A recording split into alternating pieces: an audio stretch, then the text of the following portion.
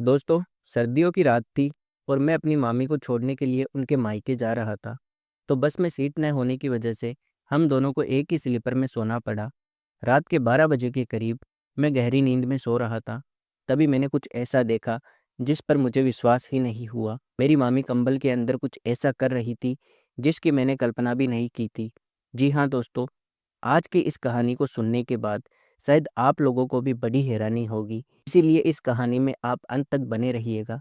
बाकी दोस्तों, आप लोगों से मेरी एक छोटी सी रिक्वेस्ट है, वीडियो को लाइक करके चैनल को सब्सक्राइब ज़रूर कर लें ताकि आप लोगों का प्यार और सपोर्ट मुझे यूं ही मिलता रहे। नमस्कार दोस्तों, मेरी आज की इस कहानी में आप सभी का स्वागत है। मेरा नाम शिवम है और यह कहानी मेरी और मेरी बड़ी मामी की है, जो एक सच्ची घटना पर आधारित है। दोस्तों, यह घटना 2 साल पहले की है, जब मैंने अपनी बीए कंप्लीट कर ली थी और मैं आगे इंजीनियरिंग की पढ़ाई करना चाहता था। लेकिन गाँव में यह सुविधा न मिलने की वजह से मुझे शहर जाना पड़ा।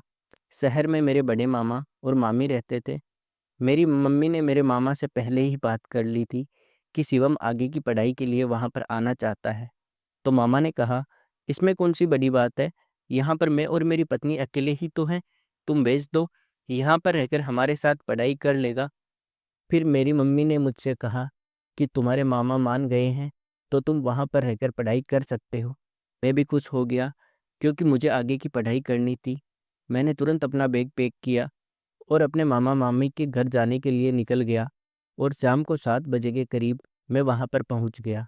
मुझे देखते ही मेरे मामा-मामी बहुत खुश हुए। दोस्तों, मेरे मामा की एक कपड़े की दुकान थी, तो वह सुबह जाते थे और रात को वापस आते थे। पूरे दिन घर में सिर्फ मैं और मामी ही रहा करते थे।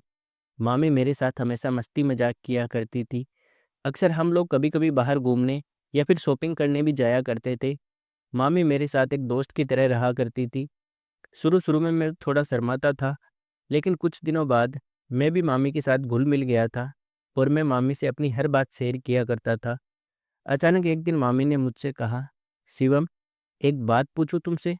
मैंने कहा, हाँ मामी पूछिए। मामी ने कहा, क्या तुम्हारी कोई गर्लफ्रेंड है? मैंने कहा, नहीं, अभी तक तो कोई नहीं है। मेरी बात सुनकर मामी हंसने लगी और बोली, अच्छा, तो कब बनाओगे, शादी के बाद? मैं भी हंसने लगा और बोला, अरे मामी आप भी ना, मुझे कौन पसंद करेगी? मामी ने कहा, इतने अच्छे तो हो, कोई भी पसंद कर लेगी। इतने में मामा जी आ गए और हम लोगों ने बात को बदल दिया। ऐसे ही कुछ दिन का समय गुजर गया। अचानक एक दिन मामी के पीहर से फ़ोन आया कि उनकी मम्मी की तबीयत खराब है और उन्हें मिलने के लिए बुला रहे हैं। मामी ने जब यह बात मामा को बताई, तो मामा ने कहा, मेरे पास तो अभी टाइम नहीं है, तुम शिवम को अपने साथ ले जाओ। फिर मामी ने मुझसे कहा, तो मैंने हाँ कर दी, क्योंकि उस टाइम मेरे कॉलेज की छुट्टी चल रही थी, तो मुझे कोई दिक्कत नहीं थी। अगले दिन शाम को हम लोग तैयार होकर मामी के मायके के लिए निकल गए। मामी बहुत खुश नज़र आ रही थी, लेकिन मैं हैरान था कि मामी की तो मम्मी की तबीयत खराब है, तो भला वह खुश कैसे हो सकती है। खैर हम दोनों बस स्टेशन पहुँचे, तो बस में बहुत भीड़ थी और जगह भी नहीं थी। स्लीपर की एक ही सीट खाली थी, तो मामी ने कहा, कोई बात नहीं, हम लोग मैनेज कर लेंगे। हम दोनों टिकट कटाकर अपने स्लीपर में चढ़ गए। लगभग रात के 9 बजे के करीब बस चल पड़ी। दोस्तों, सर्दियों का टाइम था, तो हम दोनों ने एक कंबल ओढ़ ली और मैं मोबाइल चलाने में बिजी हो गया। कुछ देर के बाद मामी ने मुझसे पूछा, कुछ खाओगे? मैंने कहा नहीं और मैं फिर से अपना मोबाइल चलाने लगा। अचानक मैंने महसूस किया कि मामी पीछे मुड़कर कंबल के अंदर अपना मोबाइल चला रही थी और शायद वह व्हाट्सएप पर किसी से टाइपिंग कर रही थी। जब मैंने देखा तो उन्होंने अपना फ़ोन छुपा लिया और सोने का नाटक करने लगी। फिर मैं भी सोने की एक्टिंग करने लगा। मुझे नींद नहीं आ रही थी, लेकिन मेरा फ़ोन चार्ज नहीं था, तो मैंने सोचा कि चलो थोड़ा सो लेते हैं। लेकिन नींद तो मुझे दूर-दूर तक नहीं आ रही थी। जब उन्हें लगा कि मैं सो गया हूँ, तो वह किसी से कॉल पर बात करने लगी कि हाँ, मैं आ रही हूँ, तुम परेशान मत हो, मिस यू जान, मुझे तुम्हारे बिना यहाँ कुछ भी अच्छा नहीं लगता है, लेकिन मैं क्या करूँ, मजबूरन मेरी शादी हो गई थी। मैं आज भी तुमसे बहुत प्यार करती हूँ। मैं यह सब बातें सुनकर हैरान रह गया कि मामी किसी और से बातें करती है, क्या उनका कोई बॉयफ्रेंड भी है? मैं चुप रहा और कुछ भी नहीं बोला।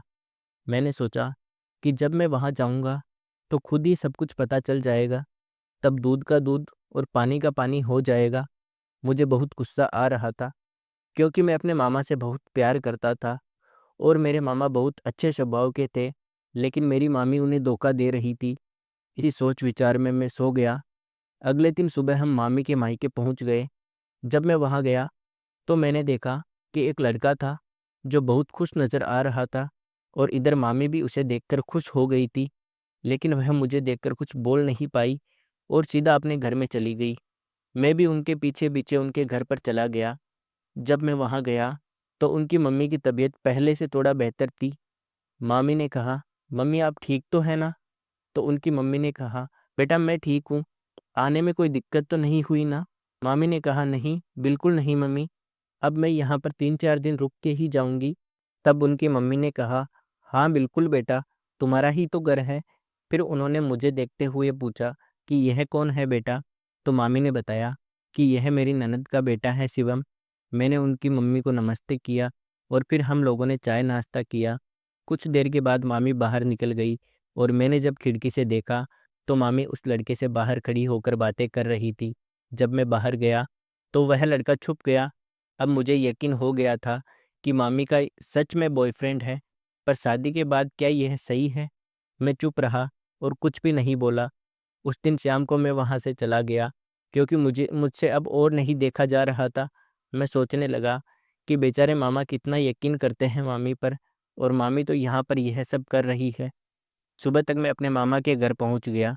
वहाँ पहुँचकर मामा को चुपचाप देखे जा रहा था। तभी मामा ने मुझसे पूछा, क्या हुआ शिवम, कोई बात है? मैंने कहा, नहीं मामा, आप नाश्ता करेंगे? बताओ, मैं बना देता हूँ।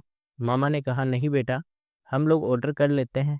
फिर मामा ने नाश्ता ऑर्डर किया और हम दोनों ने साथ में नाश्ता किया। मैं मामा को यह सब बातें बताकर उनका दिल नहीं तोड़ना चाहता था, लेकिन मैं मामी को सबक ज़रूर सिखाना चाहता था। 4 दिन बाद मैं मामी को वापस लाने गया तो मैंने देखा कि मामी बाहर उस लड़के से बातें कर रही थी। मुझे बहुत गुस्सा आया, पर मैं शांत रहा और मैं चुपके से उन लोगों की फ़ोटो खींच ली।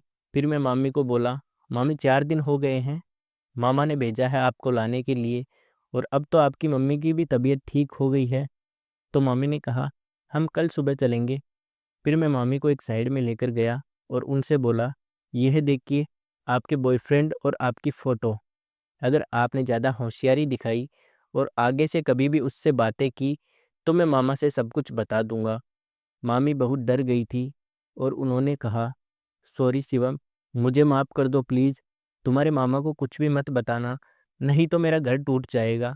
मैंने कहा, यह तो इतना सब करने से पहले सोचना चाहिए था। मामी की आंखों में आंसू आ गए और वह रोते हुए कहने लगी, मैं वादा करती हूँ कि आगे से इससे कभी भी बातें नहीं करूँगी। मुझे एक मौका दे दो प्लीज़। मैंने मामी की बात मानी और अगले दिन मामी को लेकर घर पर आ गया।